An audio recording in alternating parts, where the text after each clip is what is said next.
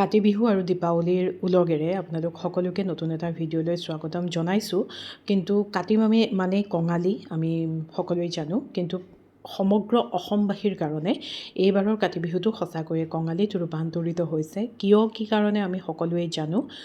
তাৰ মাজতো আমি জীয়াই আছোঁ, ন্যায়ৰ কাৰণে যুঁজি আছোঁ। আশা কৰোঁ ন্যায় পাম। আৰু আজি আপোনালোকৰ ওচৰলৈ মই কিছুমান বিক্ৰী প্লান্টছ লৈ আহিছোঁ। খুব ধুনীয়া ধুনীয়া প্লান্টছ আনিছোঁ। আশা কৰোঁ আপোনালোকৰ সঁহাৰি আগবঢ়াব আৰু সকলোৱে খুব সুন্দৰকৈ সঁহাৰি আগবঢ়াই আছে, তাৰ কাৰণে ধন্যবাদ। এইটো হৈছে টেবল এৰিকা পাম। ইমান মৰম লগা সৰু সৰু টিকলি টিকলি পুলি আৰু ইমানটো আকাৰতেই থাকে। মই আগতেও দেখুৱাইছোঁ, আগতে খুব সুন্দৰ বিক্ৰী। এইবাৰ আকৌ আহিছে এইখিনি প্লান্টছ, গতিকে আপোনালোকে যদি সংগ্ৰহ কৰিবলৈ বিচাৰে কৰিব পাৰিব। আমাৰ ড্ৰয়িং ৰুমৰ যিকোনো এটা কৰ্নাৰত বা ডাইনিং টেবুলৰ মানে সৰু স্পেচত আমি যদি এটা গ্ৰীণ প্লান্ট সজাব বিচাৰোঁ, তেতিয়াহ'লে টেবল এৰিকা পাম্প একদম বেষ্ট পাম্প, আপোনালোকে নিশ্চয়কৈ সংগ্ৰহ কৰিব পাৰিব। তাৰ পাছতে আপোনালোকক দেখুৱাইছোঁ আন এটা খুব ধুনীয়া ফাইলোডেণ্ড্ৰনৰ প্ৰজাতি, যিটো প্ৰজাতিৰ নাম হৈছে SP কলম্বিয়া। SP কলম্বিয়া নামটো শুনিলেই খুব ভাল লাগে, নহয়নে? আৰু প্ৰকৃততে প্লান্টৰ যিটো ৰূপ, সেই ৰূপটোও খুব সুন্দৰ হৈ পৰে। গতিকে SP কলম্বিয়া এভেইলেবল হৈ আছে। আগতে মই যিখিনি বিক্ৰী কৰিছিলোঁ বহুত ডাঙৰ ডাঙৰ আকাৰত বিক্ৰী কৰিছিলোঁ। ডাঙৰ আকাৰ হ'লে দামটোও অকণমান ডাঙৰ হয়, কিন্তু এতিয়া আপোনালোকে দেখিছে এনেধৰণৰ আকাৰত পাব। সৰু নহয়, প্লান্টটোৰ গ্ৰ'থটো খুব ধুনীয়া, পাতবোৰ অকণমান সৰু। কাষত ৰেফাৰেঞ্চ ফটোখন দিছোঁ, দেখিছেনে? ইমান ধুনীয়া লাগে দেখিবলৈ। গতিকে SP কলম্বিয়া বৰ্তমান এভেইলেবল হৈ আছে। যিসকল ফাইলোডেণ্ড্ৰন ভাল পোৱা লোকে SP কলম্বিয়া সংগ্ৰহ কৰিব বিচাৰে নিশ্চয়কৈ কৰিব পাৰে। তাৰ পাছতেই আপোনালোকে লওক নলওক কোনো কথা নাই, কিন্তু মই ইমান ভাল দেখিছোঁ। প্লান্ট মানে সেউজীয়া মানে ভাল লগা, আৰু সেইকাৰণে আপোনালোকক দেখুৱাইছোঁ T24 চিংগোনিয়াম। T24 চিংগোনিয়ামৰ চাওকচোন কোমলকৈ ওলোৱা পাতখিলাত ইমান সুন্দৰ ৰং এটি বহিছে। আৰু T24 চিংগোনিয়াম হওক বা ষ্ট্ৰবেৰী আইচ চিংগোনিয়াম, এই চিংগোনিয়ামবিলাকৰ আচলতে পাতৰ যিটো সৌন্দৰ্য, সেই সৌন্দৰ্যটোৰ কাৰণে সদায়েই ভাল লাগি থাকে। আৰু ইমান সুন্দৰ পুৰঠ আকাৰৰ এটা প্লান্ট দেখিছেনে? পাতবিলাকৰ মানে ষ্ট্ৰাকচাৰটো আৰু ৰংখিনি ইমান আকৰ্ষণীয়। যদি ল'বলৈ বিচাৰে কম মূল্যত দিব পাৰিম, নিশ্চয়কৈ ল'ব পাৰিব।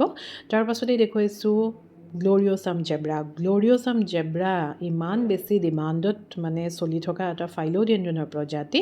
এইটো যেইবাৰেই আহে সেইবাৰেই শেষ হৈ যায়। আকৌ আহিছে, খুব ধুনীয়া লাগে দেখিবলৈ। সেউজীয়া ভেলভেটি পাতৰ মাজত বগা এনেকৈ স্পষ্ট যিখিনি ষ্ট্ৰাইপ, সেই ষ্ট্ৰাইপসমূহে এই প্লান্টটোক অধিক মানে ভাল লগা কৰি তোলে। আৰু ই যেতিয়া লাহে লাহে ডাঙৰ হয় তেতিয়াতো আৰুৱেই বেছি ভাল লাগে। মস্তিক ইমান ইয়াক দিয়াৰ প্ৰয়োজন নাই, খুব ধুনীয়া জোপোহা হৈ বাঢ়ে। চাৰিওফালে যেতিয়া এনেধৰণেৰে বাঢ়ি যায়, আৰু পাতটো যিহেতু এটা অকণমান ভেলভেটি টাচ আছে, সেইকাৰণে খুব ভাল লগা এটা প্ৰজাতি। মোৰ খুব প্ৰিয় এটা ফাইলোডেণ্ড্ৰনৰ অন্যতম প্ৰজাতি গ্ল'ৰিয়ছাম জেব্ৰা। আপোনালোকেও সংগ্ৰহ কৰিব পাৰে নিশ্চয়কৈ। তাৰ পাছতেই দেখুৱাইছোঁ খুব সুন্দৰ ভেৰিগেশ্যনৰ সৈতে এপিপ্ৰিয়েনাম আলবো। এপিপ্ৰিয়েনাম আলবো আপোনালোকে বহু লোকে সংগ্ৰহ কৰি ৰাখিছে। যিসকলে কৰা নাই কৰিব পাৰিব। প্ৰথমতে ইয়াৰ দাম একদম তুংগত আছিলে, কিন্তু এতিয়া যোৱা বছৰৰ পৰা লাহে লাহে ইয়াৰ দামসমূহ কমি কমি এতিয়া একেবাৰে কমিয়েই থাকিলেগৈ। গতিকে সকলোৱে ল'ব পৰা এটা প্ৰজাতি, ইমান ভাবিবলগীয়া কোনো কথা নাই।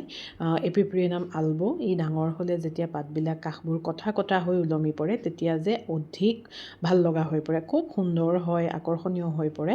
গতিকে এপিপ্ৰিয়েনাম আলবো গুড ভেৰিগেশ্যন আৰু খুব হেল্ডি প্লান্টছ বিক্ৰীৰ কাৰণে এভেইলেবল আছে, আপোনালোকে ল'ব পাৰিব। তাৰ পাছতেই দেখুৱাইছোঁ মোৰ সপোনৰ এটা ফাইলোডেণ্ড্ৰনৰ প্ৰজাতি। এই প্ৰজাতিটো যোৱা বছৰলৈকে কথা নিছিগিলে, সেইটো কথাৰ কাৰণে মই নল'লোঁ। ইমান বেছি দাম, এনেধৰণৰ এটা আকাৰৰ পুলিতে বহুত বেছি দাম। মই কাষত ৰেফাৰেঞ্চ ফটো দিছোঁ। এই প্ৰজাতিটোৰ নাম হৈছে ফেট বয়। ফেট বয় ফাইলোডেণ্ড্ৰন খুব এটা ৰেয়াৰ আৰু ডিমাণ্ডত থকা প্ৰজাতি, খুব ভাল লগা এটা প্ৰজাতি। ইমান ভাল লাগে ইয়াৰ এই ষ্টেমসমূহ, এতিয়া দেখিছে আপোনালোকে অকণমান গোটা গোটা হৈ আছে। গতিকে সেই ষ্টেমসমূহ সম্পূৰ্ণ গোটা হৈ পাতটো জোঙা জোঙা হয় আৰু বেছি ওখ নহয়। মষ্টিক দিয়াৰটো কোনো প্ৰয়োজনেই নাথাকে। ফেট বয় ফাইলোডেণ্ড্ৰন একদম ৰেয়াৰ এটা ভেৰাইটি। যোৱা বছৰলৈকে ইয়াৰ দাম 3000 4000 এনেকুৱা ধৰণৰ আকাৰৰ পুলি এটাতে সিমান দাম আছিল। কিন্তু এইবছৰ সকলোৱে ল'ব পৰাকৈ এভেইলেবল হৈছে। খুব ভাল লগা এটা সুন্দৰ প্ৰজাতি, ৰেয়াৰ প্ৰজাতি ফেট বয় আপোনালোকে ল'ব পাৰিব। তাৰ পাছতে আজি মই যিহেতু মোৰ দুজন ৰজাক লৈ আহিছোঁ, গতিকে প্ৰথমজন ৰজা হৈছে এইজন মনষ্টেৰা বাৰ্চিয়ানা এলবো ভেৰিগেটা। বাৰ্চিয়ানা এলবো ভেৰিগেটৰ ভেৰিগেশ্যন বহুত বেছি আকৰ্ষণীয় দেখিছেনে আপোনালোকে, আৰু ফুল্লি মেচিয়ৰ প্লাণ্ট আপোনালোকে এনেধৰণৰ আকাৰত খুব কমেই বিক্ৰীৰ কাৰণে এভেইলেবল হৈ থাকে অন্য বিক্ৰেতাৰ ওচৰতো। গতিকে এনেধৰণৰ আকাৰত ইয়াৰ যিটো প্ৰকৃত দাম তাতকৈ কমত আপোনালোকক মই দিম। মানে সেইটো যিহেতু মই নিজে প্ৰপগেট কৰা, মোৰ নিজৰ প্লাণ্টকেইটাতো মই বহুত দামত লৈ থোৱা। আৰু মনষ্টেৰা এলবো বাৰ্চিয়ানা এইটোৰ ভেৰিগেশ্যন আপোনালোকক মোৰ কোৱাৰ কোনো প্ৰয়োজন নাই। কাষবোৰ কটা একদম মানে সম্পূৰ্ণকৈ পুৰঠ আকাৰত মানে বনাই ৰখা হৈছে। গতিকে আপোনালোকে যদি সংগ্ৰহ কৰিবলৈ বিচাৰে, মাত্ৰ এইটো প্ৰজাতিৰ এটা প্লাণ্টেই আছে, নিশ্চয়কৈ সংগ্ৰহ কৰিব পাৰিব। খুব সুন্দৰ এটা প্ৰজাতি। তাৰ পাছতেই দেখুৱাইছোঁ অন্য এজন ৰজা, যিজন মূল ৰজা, মনষ্টেৰা এলবো এনেকুৱা এটা প্ৰজাতি যিটো প্ৰজাতি আপোনাৰ সদায়েই ভেৰিগেশ্যন মেইনটেইন হৈ থাকে। মানে এইটো যিমান যি হ'লেও সেউজীয়াৰ পৰিমাণটো অকণমান কেতিয়াবা বেছি কম হ'ব পাৰে, কিন্তু ভেৰিগেশ্যনটো গুচি কেতিয়াও নাযায়। আৰু এইটো হৈছে একদম অৰিজিনেল যিটো প্ৰজাতি, সেইটো প্ৰজাতি। মই এইটো প্ৰজাতি বিচাৰি সংগ্ৰহ কৰা। আৰু এতিয়া দেখিছে ইমান ডাঙৰ আকাৰত আপোনাৰ 3টামান নোড আছেই। এটা নোডতে কিমান দাম আমি সকলোৱে জানো। যিসকল এৰইচ কালেক্টৰ, তেখেতসকলৰ ওচৰত যদি মনষ্টেৰা এলবো অথবা মনষ্টেৰা বাৰ্চিয়ানা এলবো ভেৰিগেটাটো নাই, তেতিয়াহ'লে অকণমান ক'ৰবাত আধৰুৱা যেন নালাগেনে বাৰু? এইবোৰে হোলবিলাক যে দেখিছে আপোনালোকে, ফুল্লি মেচিয়ৰ প্লাণ্টতহে এই হোলটো আহে। মই যেতিয়া প্ৰথম এই প্লাণ্টটো, যিটো প্লাণ্টৰ পৰা মানে মই কাটিং বনাওঁ, সেই প্লাণ্টটো যেতিয়া প্ৰথম লৈছিলোঁ, পাতবোৰ কটাটোতো বাদেই সৰু পাতদুখিলাৰ সৈতে লৈছিলোঁ। মই মিজোৰামৰ পৰা লৈছিলোঁ। গতিকে আপোনালোকে সেই দুজন ৰজাক একেলগে আজি দেখিলে। এটা প্লাণ্টেই আছে। বিক্ৰী কৰিবলৈ মন নাই ইমান ডাঙৰ ধুনীয়া আকাৰৰ প্লাণ্টসমূহ, কিন্তু উপায় নাই, মোৰ ঠাই যিহেতু অভাৱ হৈছে, মোৰ নিজৰো যথেষ্টখিনি প্লাণ্টছ আছে, সেইকাৰণে আপোনালোকক দেখুৱাইছোঁ। আপোনালোকে ক্ৰয় কৰিব পাৰিব। তাৰ লগতে এইটো একদম খুব সুন্দৰ এটা প্ৰজাতি, আনকমন প্ৰজাতি, এন্থোৰিয়াম হুকেৰি ব্লেক। এইটো ব্লেক ড্ৰেগনটো নহয়, খালি এইটো হুকেৰি ব্লেক। পাতৰ আকাৰ দেখিছেনে? আৰু একদম প্লাষ্টিকৰ নিচিনা এনেকুৱা ধৰণৰ, মানে যিবিলাক হুকেৰি এন্থোৰিয়াম থাকে প্লাষ্টিকৰ নিচিনা হয়। খুবেই ভাল লাগে, খুব সুন্দৰ প্ৰজাতি আৰু খুব ভাল লগা, আকৰ্ষণীয় কৰি তোলে আমাৰ বাগিচাখন। মোৰ নিজৰ জোপাটো যথেষ্ট আকাৰত মানে ডাঙৰ আৰু খুব ধুনীয়া। মানে এনেকুৱা ধৰণৰ প্লাণ্ট এটা ৰাখি থ'লে আচলতে বেলেগ প্লাণ্টসমূহে অকণমান পাত্তাই নাপায়। সৰু প্লাণ্টবোৰ আছুতীয়াকৈ ৰাখিব লগা হয়। গতিকে ফলিয়েজ এন্থোৰিয়াম আমি সকলোৱে এৰইচ কালেক্টৰসকলে জানো, খুব ভাল লগা এটা প্ৰজাতি। গতিকে এন্থোৰিয়াম হুকেৰি ব্লেক আপোনালোকে সংগ্ৰহ কৰিব পাৰিব।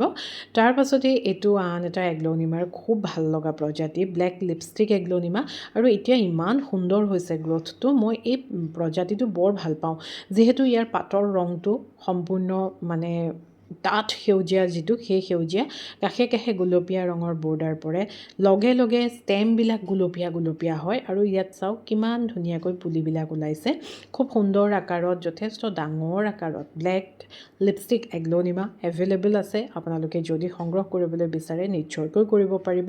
আৰু আজি দেখুওৱা যিখিনি প্লাণ্টছ সঁচাকৈয়ে খুব সুন্দৰ, আৰু বহুতখিনি ৰেয়াৰ স্পেচিও মই আপোনালোকক দেখুৱাইছোঁ। সংগ্ৰহ নিশ্চয় কৰিব পাৰিব।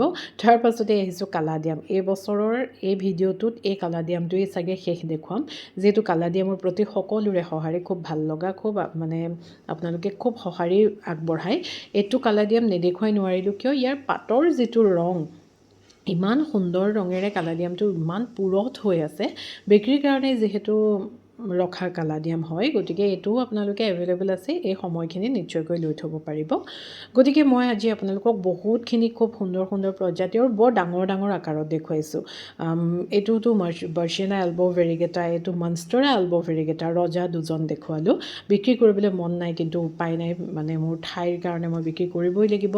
এন্থোৰিয়াম হুকেৰি, তাৰ লগত ফেট বয়, এটা rare variety, SP Colombia, gloriosum zebra, তাৰ পাছতে আপোনালোকক EP এলবো দেখুৱালোঁ। গতিকে এইখিনি যদি কিবা প্লাণ্ট আপোনালোকে ল'ব বিচাৰে, যোগাযোগ কৰিব। ধন্যবাদ।